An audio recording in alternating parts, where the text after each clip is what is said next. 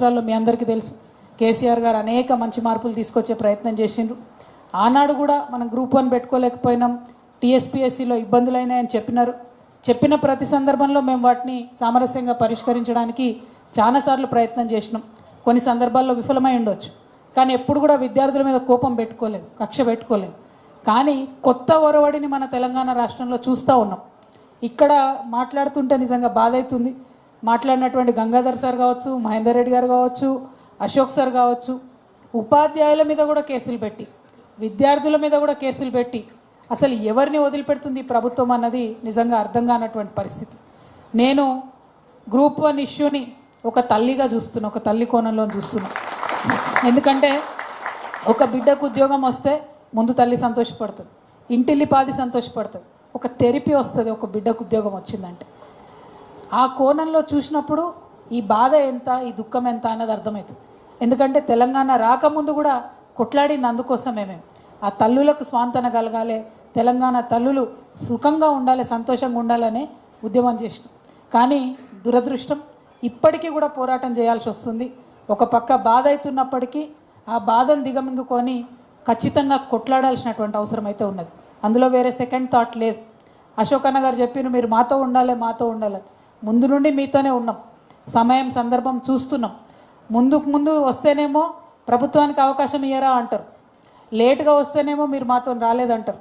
ఈ రాష్ట్రంలో ప్రతిపక్షాలకి కొంచెం ఇబ్బందికరమైన పరిస్థితి ఉంది. ఎందుకంటే ముఖ్యమంత్రి మంచోడని ఆయనను మనం అధికారంలో కూర్చోబెడితే ఆయన మాటకారి ఉన్నాడు. పొద్దున్న లేస్తే సాయంత్రం దాకా ప్రతిపక్షాలను తిట్టుడు తప్పితే ఆయన ఏం పని చేస్తున్నాడని మాత్రం చెప్పేటటువంటి పరిస్థితి లేదు. మీరు చూసిండ్రు ఇన్ని అవకతవకలు జరిగినాయి, ఇంతమంది బాధపడుతున్నారు. ఒక్క మాట డిప్యూటీ సీఎం గారు మాట్లాడరు, ఒక్క మాట సీఎం గారు మాట్లాడరు. మామూలు విషయం కాదు ఇది. తెలంగాణ బిడ్డలంటే ఆకలినైనా భరిస్తారు, కానీ అవమానాన్ని మనం భరించలేం. ఇవాళ నిరుద్యోగులందరినీ కూడా ఒక నిర్లక్ష్యంతో, ఒక తృణీకారంతో వీళ్ళదేముందులే పిల్లలు వీళ్ళేం చేస్తారు అన్నట్టుగా ప్రభుత్వం వైఖరి ఉన్నది. చూసినాం 6 నెలల నుండి మేము కూడా చూస్తున్నాం. మా వాయిస్ ఇస్తున్నాం కానీ ప్రత్యక్షంగా ముందుకు రాలేదు. కానీ ఇవాళ దిగినాం. అందుకే నిన్నటి నుంచి వారం రోజుల పాటు వరుస కార్యక్రమాలు చేస్తామని చెప్పినాం. 1 కాదు 2 కాదు. నిన్న మనం అమరవీరుల దగ్గర కార్యక్రమం తీసుకున్నాం, ఈరోజు రౌండ్ టేబుల్ పెడతా ఉన్నాం. రేపు అశోక్ నగర్ పిల్లర్ నంబర్ 21 దగ్గర వంట వార్పును కూడా చేయబోతా ఉన్నాం.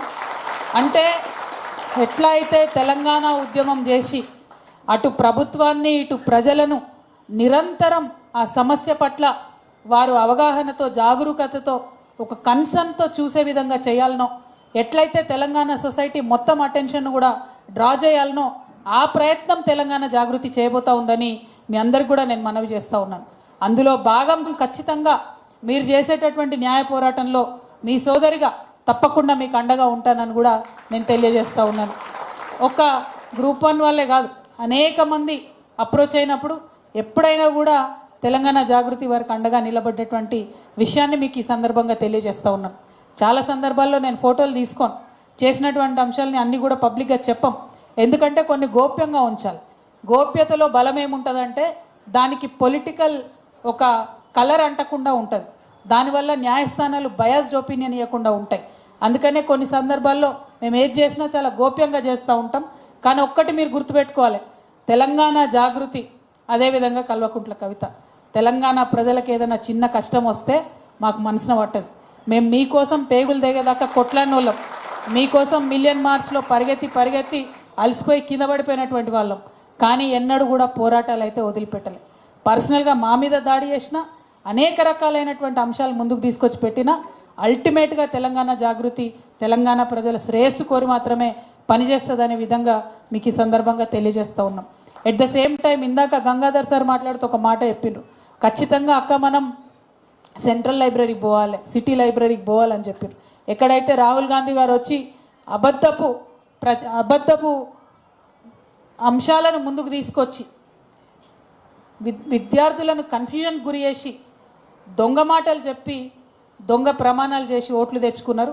ఆ తర్వాత కనీసం హైదరాబాద్కు రాకుండా పారిపోయినటువంటి సందర్భం. ఈ 2 ఏళ్లలో ఒక 100 సార్లు అడిగినాం మేము రాహుల్ గాంధీ గారి గురించి. మీరు కాన్స్టిట్యూషన్ పట్టుకొని తిరుగుతా అన్నారు రాహుల్ గాంధీ గారు. ఇక్కడ బీసీలకు 42% రిజర్వేషన్లు అన్నారు, ఇస్తలేరు. కనీసం ఈ మాట మీరు పార్లమెంట్లో మాట్లాడమంటే రాహుల్ గాంధీ గారికి నోరు రాదు, సోనియా గాంధీ గారికి నోరు రాదు, ప్రియాంక గాంధీ గారికి నోరు రాదు. ఇక్కడ వీళ్ళు బిల్లు పాస్ చేసిండ్రు, ప్రెసిడెంట్ దగ్గర ఆగిపోయింది. కనీసం ఒక్కసారి మీరు బడుగుల పక్షాన పార్లమెంట్లో వాయిస్ రేజ్ చేయండి అంటే వాళ్ళు ఎవ్వరికి కూడా నోరు రానటువంటి పరిస్థితి. ఇక్కడ ఉన్న నాయకులు మాయ మాటలు చెప్తూ ఉంటారు. ఢిల్లీలో జరగాల్సిన పనికి వీళ్ళు గల్లీ మాటలు చెప్తారు తప్పితే ఢిల్లీలో పరిష్కారం ఎట్లా చూపిద్దామని మాత్రం ఆలోచన చేస్తలేరు. ఇవన్నీ మీకు ఎందుకు చెప్తా ఉన్నా అంటే మీలో ప్రతి ఒక్కరిలో ఒక మేధావి ఉన్నాడు, మీకు విషయ పరిజ్ఞానం ఉన్నది, ఒక మాట చెప్తే అర్థమవుతుంది, చట్టాలు ఎట్లా పనిచేస్తే మీకు తెలుస్తాయి. కాబట్టే ఈ డీటెయిల్స్ చెప్తా ఉన్నాం. నేను ఉట్టిగానే అలిగేషన్స్ వేస్తలేను. ఈ 2 ఏళ్లలో చేసిన అనేక పోరాటాలలో ఎక్కడా కూడా కాంగ్రెస్ పార్టీ యొక్క ఢిల్లీ పెద్దలు మనకు కలిసి రాలేదు. ఇక్కడ అధికారంలోకి వచ్చిన తర్వాత కంప్లీట్ ఇగ్నోర్ చేసిరు మనని. కంప్లీట్ తెలంగాణ ఇంట్రెస్ట్లు, అందులో తెలంగాణ పిల్లల ఇంట్రెస్ట్ కంప్లీట్గా ఇగ్నోర్ చేసిరు. అందుకోసమే ఇవాళ బలంగా ఒక స్టాండ్ తీసుకున్నాం. ఖచ్చితంగా నిరుద్యోగుల పక్షాన్ని నిలబడతాం. టీజీపీఎస్సీ ప్రక్షాళన జరిగేంత వరకు కూడా వెంటబడతాం. ఏదైతే మనం జాబ్ క్యాలెండర్ ఇస్తామని ప్రామిస్ చేసినరో అది ఇచ్చేంత వరకు కూడా వెంటబడతాం. ఈ జీవో 29 ఏదైతే రిజర్వేషన్లన్నీ తీసేటటువంటి కుట్ర కాంగ్రెస్ పార్టీ చేస్తూ ఉందో అది రద్దు చేసే వరకు కూడా వెంటబడతాం. ఏ ఒక్కరిని కూడా వదిలిపెట్టాం. ప్రజాక్షేత్రంలో నిలదీస్తూనే ఉంటాం. మన తెలంగాణలో ఒక మంచి గుణం ఉన్నది. విషయం అర్థమయ్యేదాకానే జర సైలెంట్ ఉంటాం. మనం విషయం అర్థమై మనసుకు పట్టిందంటే మనల్ని ఎవరు పట్టలేరు ఇక. సో ఆ ప్రయత్నం ఖచ్చితంగా చేస్తాం. అది హైదరాబాద్ కేంద్రంగా కాదు, అన్ని జిల్లా కేంద్రాలలో కూడా చేస్తాం. జిల్లాకు పోతాం, అక్కడ అందరు కూడా ప్రజలకు అర్థమయ్యేలాగా చెప్తాం. ఒక్కసారి ఊర్లలో ఉన్నటువంటి మన వాళ్లకు విషయం అర్థమైందంటే మోసపోతున్నామని తెలిసిందంటే ఒక ఉప్పెన అవుతుంది. నేపాల్ కూడా ఎందుకు పనికిరాదు దాని ముంగట.